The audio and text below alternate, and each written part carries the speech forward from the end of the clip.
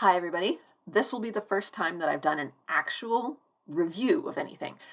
I don't think my Pride and Prejudice series really counts for that. So if I royally screw something up, please feel free to let me know by, you guessed it, leaving me a comment. Actually, if you're watching this, you probably already know that I am an absolute sucker for comments, and I would love for you to leave me one, even if I manage to get through all of this without screwing up anything at all. As it's a review, I will be getting into some potentially spoilery details later on, but I'll give you a warning when I get to that. For years now, I tend not to get my hopes up about new movies or television shows that pique my interest. English teacher note. In case you don't have subtitles on, or if they're the auto-generated ones, that's P-I-Q-U-E, not P-E-A-K. Not significant in the larger scheme of things, but when I see an educational opportunity, by gosh, I'm gonna take it. See, I'm very picky about things that I like, particularly when it comes to additions to established stories or characters. I have been a fan of the Batman franchise since, well, honestly, at this point, probably longer than most of you have been alive. Not all of you, just most of you. But I don't think I've watched a Batman movie since the first one with the dude before this one. No, wait, before that at this point. Christian Bale, I think? I don't know, I'd have to look up his name. I also talk about this in my video about Maleficent. Haven't watched the live-action adaptation or its sequel. Cinderella, on the other hand, is an interesting case. The broader fairy tale is one I've watched in various versions, from the Disney animated classic to Ever After with Drew Barrymore to the Rodgers and Hammerstein version, both with Leslie Ann Warren in '65 and the '97 version with the fabulous cast, including Brandy, Whoopi Goldberg, Bernadette Peters, and freaking Whitney Houston. If you haven't seen that, find it. Watch it. So good. However, I have very strong headcanons that are particular to Disney's version based on some details that were added in that film. So I didn't watch Disney's live-action version, as nothing in the previews indicated that the writers had noticed or were prioritizing the same things that I did. So in general, I am highly reluctant to spend my time or money on entertainment that works with properties I'm strongly attached to. But while I'm still cautious about properties I haven't connected with as much, generally, I don't have an ideal mental version that any new media would be compared to. That brings me to Ms. Marvel. So, you may have started putting things together, based on the title of the video, after all, and based on my outfit. Hang on just a minute here. So, this is actually something that I've had for a little while, and I thought it would be kind of relevant to wear it, even though this is just a review of episode 1.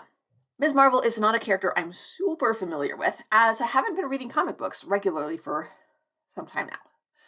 I've known about the character, and I did like the animated version in the Marvel Rising series of animated shorts. And I feel like this character in particular has been a sort of test run for whether or not a non-white, non-male protagonist is marketable or not, particularly as a superhero. And while that attitude is just a problem in so many ways, I couldn't help hoping that the series would be good and that it would be successful and thus encourage investment that broadens our perspective. Stories can be both about a unique character and reveal truths about the human condition, even when that character isn't a straight white dude. In addition, there was definitely a fear that it would be progressive and well-crafted, but it just wouldn't be to my taste. And then I'd feel guilty about not liking it. So I also wanted to be able to enjoy it. And given how picky I am, I wasn't sure that that was going to happen. There are a lot of shows that other people absolutely gush over that I'm just kind of, eh. In fact, if you leave me a comment with a recommendation for a show that I should watch, I will be delighted to have your comment, but I probably won't watch the show. However, the first episode started getting some really positive buzz. In fact, it was apparently the highest rated debut for any Marvel series, rated 95% fresh on Rotten Tomatoes. So I tried it out, and I was so glad to find that I liked it. Don't get me wrong, I loved it, but by the time the voiceover at the beginning finished up, My earliest reaction was not, "This is so amazing!" because I hadn't really seen enough for that much enthusiasm yet. Instead, it was, "Oh, thank you, baby Jesus, it doesn't suck." Before I get into the episode, I do want to apologize for any pronunciation gaffes. I did watch a number of the interviews with the cast, and I just want to ask, what the heck is up with not introducing your interviewees? So these are names, not words, so I can't just go to Forvo, nor obviously are the cast names spoken in the episode itself. So I made my best guesses, I promise, and if I heck it up, please let me know, and I do appreciate any correction. All right, here we go, spoilers ahead. So, in a nutshell, the plot for this episode is Kamala Khan visits AvengerCon. How's that for a neat little soundbite? Even rhymes. I wasn't entirely sure as I was watching, but I thought it was set in the MCU. Checked afterwards, that checks out. And so one thing that definitely felt weird was that in universe, these are real people who have developed a fan following that's gotten mainstream enough to have a convention that is marketed as a fan con. It's something that's really interesting to think about, given that, well, they have superpowers, but also the fact that in our universe, real person fan fiction and similar idolization, obsessive idolization of celebrities and real people is generally at best given a strong side eye. It's considered rude, intrusive, and kinda stalkery. But again, these real people have superpowers. So it kind of explores, if only tangentially, how the existence of superheroes affects society in a broader sense, how regular people might react. So first of all, Kamala herself is both well-written and well-performed. The first episode features both comedic and dramatic threads, and Iman Vellani nails both. She feels completely believable and authentic in the role. Her delivery and timing is spot on. The character is imperfect in a very believable way. She makes mistakes that, while they serve the plot, are completely reasonable rather than being shoved in because the plot demands those particular developments. There's a really interesting contrast with Disney's The Little Mermaid. Kamala wants to go where the people are. She wants to see them fanning? I don't know. That doesn't line up as well, but you get the idea. The difference is that it's not some strange other world that she's never actually seen except from a distance. It's a group of people like her who share an interest, even a passion, for a topic that she's also excited about. Also, rather than going, "I'm 16 years old, I'm not a child anymore," Kamala presents her parents with a wonderfully well-reasoned, calm, so restrained explanation of why going to AvengerCon for just a few hours would be a suitable and educational activity. I absolutely loved how Vellani reeled in all her excitement and enthusiasm, but she also let the audience see that it was still there, just simmering just below the surface. Kamala's best friend and co-conspirator in the Great AvengerCon plot is Bruno Corelli, a tech whiz who is also somewhat her voice of reason. When Kamala lays out her scheme for how she's going to make it to AvengerCon in specific, action-packed, exhaustive detail, his response is, "So, the plan is we take the bus?" In fact, initially Kamala had planned to sneak out, and Bruno talked her into going ahead and asking her parents. Turns out that Kamala was right, and they told her she couldn't go. But it was sensible to ask first, with the sneaking out as the backup plan. Given that the backup plan is they take the bus, Kamala doesn't actually need her parents' permission, unless I missed a whole lot, and they're the sort of people who would imprison her in her bedroom a la Rapunzel. Don't really see that, but it does reveal something significant about Kamala, that it literally does not even cross her mind to tell her parents, "I don't need your permission. This is something I'm going to do with or without it." The way Hoddle tells Tevye that she is getting married in Fiddler on the Roof. Realizing that you don't actually need your parents' permission for everything all the time is an important part of creating your life as a grown-up. For me, I had a similar experience, but it wasn't so much about getting permission to do something as realizing that I didn't have to do everything that my parents wanted me to do. When I was in high school as a freshman, I ran cross country in the fall and track in the spring. And I hated both. Ran cross country as a sophomore, still hated it. And I remember telling my mom that I didn't want to do track in the spring. To her credit, I don't remember her threatening me with any sort of punishment if I didn't sign up, but she was pretty persistent that I should do it. Staying physically active is important for your health, that sort of thing. Persistent enough that one of the very few memories I have from growing up is saying to my mother, I'm not going to do it, and you can't make me. There was no dramatic fallout, probably because I didn't pitch a fit. It was more that I just stated it as the fact that it was. And I think that's what made it really sink in for me, that I was the one who was responsible for my choices and for their consequences. Bruno getting Kamala to ask her parents to let her go to AvengerCon also sets up one of my favorite scenes. As Kamala's attempt to wheedle permission from her parents unravels more and more, her brother Amir shows up. Kamala gripes that they encourage him to do whatever he wants, but says that I can't do a single normal teenage thing in this house. To which her father, bless him, blurts out, come on, Beta, you're not normal. Kamala does the quite normal teenage response of groaning, rolling her eyes, and storming off as her dad instantly realizes he's hecked it up. And again, tries to explain, calling after her, Beta, I meant you're special.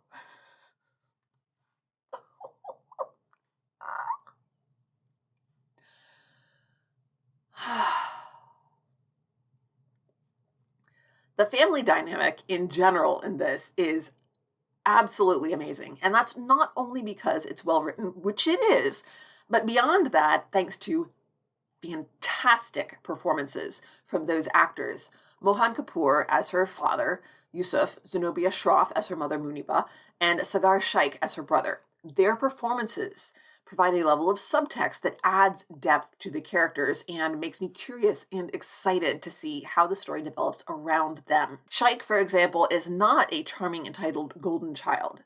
As Amir, he's gentle and even hesitant, which leads me to think that he may actually have faced pressures that sort of parallel the ones Kamala is going through. He's getting married. He's the oldest child and the son. There are a lot of expectations that might be placed on him. I say might be because none of this is based on anything that happens in the episode, aside from Shaikh's performance. That's all that hints at it. That and the fact that nothing happens that gives clues otherwise, either. Shroff gives a deliciously firm, down-to-earth performance as Muniba that manages to be uncompromising without being unlikable. And it is delightful to watch. You get the idea that she really does love her daughter, even if she does wish she could be more responsible and traditional like Amir. Except, hold on. She doesn't actually say that anywhere that I can see at all. Now, if she did, and I just missed it, let me know in the comments. Because I actually did go back and I checked, couldn't find it. I might have missed that, but I really think it's not actually there. And that truly shows the strength of the writing and the performance. It's aware of archetypes and tropes, but it's not lampshading them or just giving you a little wink. Instead, the creators are using the audience's expectations as part of the creative process. They are inviting the audience to make assumptions so that they can then push back on those and encourage the audience to question their assumptions and the tropes and stereotypes that led to them.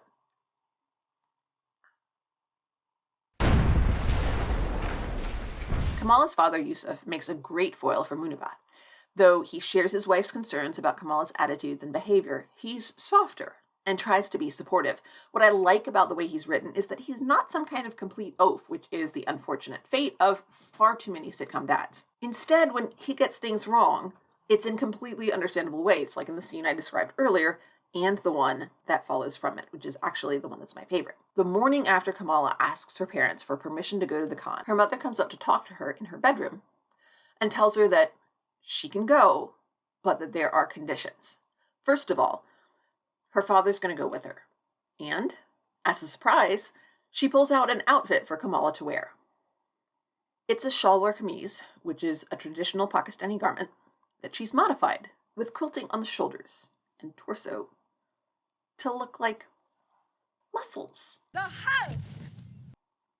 Oh, just wait. Muniba then says, best is yet to come. And I cannot do this moment justice with a description, folks. No. Here you go.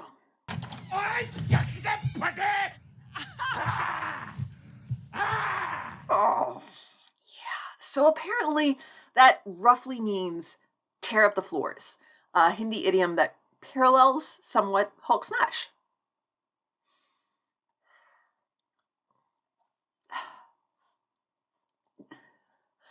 As a viewer, the scene is great. It's just, it wrenches you in opposing directions. You totally understand Kamala's pained embarrassment, but at the same time, you feel so bad for her parents, who are at least making some attempt to try to accommodate and even support their daughter in something she's interested in. Kamala, of course, protests, saying, I can't wear a shawl or kameez to AvengerCon, okay? And you can't come with me. Not dressed like that, because it is so humiliating. And Mohan Kapoor just deflates in a way that is absolutely beautiful and heartbreaking to watch. The silence stretches, and then Kamala says, I didn't mean it like that. Which, of course, is a wonderful and, again, heartbreaking echo of what Yusuf said earlier. Muniba reveals that she made this for her daughter, or kind of actually emphasizes it, because what? You're just going to pop out and pick up 2 culturally relevant Hulk costumes that are the right size for your husband and your daughter at a nearby Walmart or something? Don't think so. Anyway, she tells Kamala that if she doesn't go with her father, then she's not going to AvengerCon at all, and she walks out. And this time it's Yusuf who simply says, you're not going. And he leaves too. And as he does, we cut to a shot through the door of him exiting Kamala's bedroom, passing the camera, leaving her framed by the dark hallway as the camera pulls back and she gets smaller and smaller and smaller. It's a fantastic scene, but some of the most telling details are what's glossed over and sometimes literally hidden. At the start of the scene, Kamala is trying on her Captain Marvel costume, which her parents have not seen, and when her mother knocks, she throws on her big pink fluffy bathrobe over it. Then, toward the close of that scene, Muniba says this. You're not going to dress up like all those other girls in skimpy outfits. That is not you. But the thing is, Kamala's costume isn't particularly skimpy. It's leggings and a bomber-style jacket, and yeah, her parents probably aren't in the leggings or pants camp, but when they think Captain Marvel costume, they're almost certainly picturing a skin-tight bodysuit, like in the poster that she has, hanging over the headboard of her bed. So that closing shot of Kamala through the door frame is even more meaningful because she's lined right up with Captain Marvel in that skin-tight bodysuit, while Kamala is wearing the cosplay that she made, but it's hidden under that fluffy pink bathrobe. I love the symbolism here, but I also love that it's not remotely necessary to understand the story. It's not foundational, but it adds depth. The episode touches on hidden meanings a lot. When Kamala and her mother are out running errands for Amir's wedding, one of the women they run into talks about a student a little older than Kamala who broke her engagement because she wanted to go backpacking in Europe, quote, to discover herself. Apparently, the rumor is that she was, quote, getting very comfortable with some Gora boy named Rob in Belgium.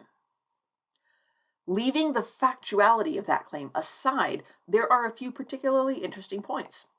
First, of course, there are parallels to Kamala's own storyline, questioning and or rejection of family and tradition, a search for identity, the influence and allure of the dominant culture, and a mistrust of outsiders, particularly male ones. But second, the difference between what is meant, what is said, and what is understood.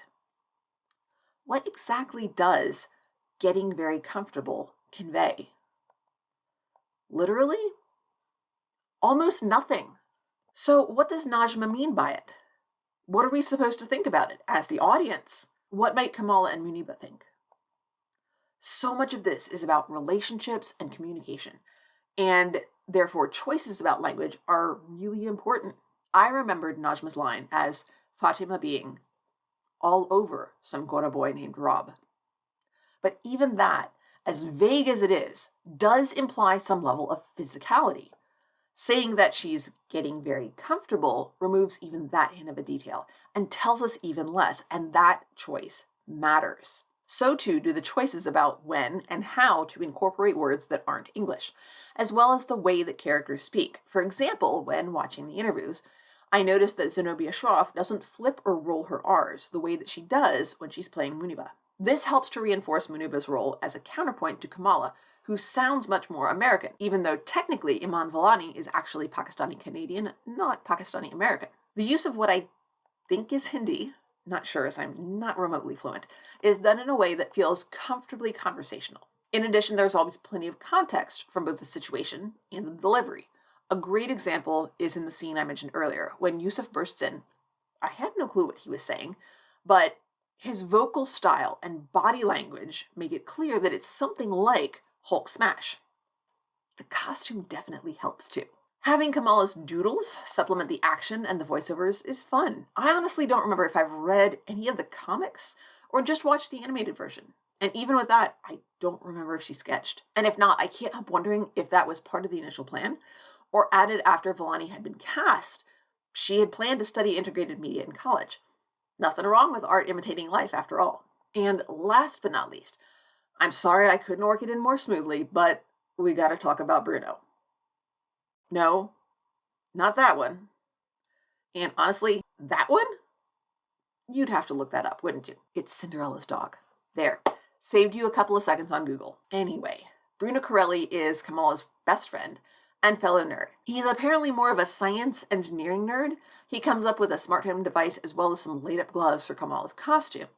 Also, when we cut away from sad Kamala swaddled in pink, he's got a website for Caltech up on his computer, along with some equations on scrap paper. Right now, he's not really much of a character in his own right. He's kind of more of a foil for Kamala and a plot point.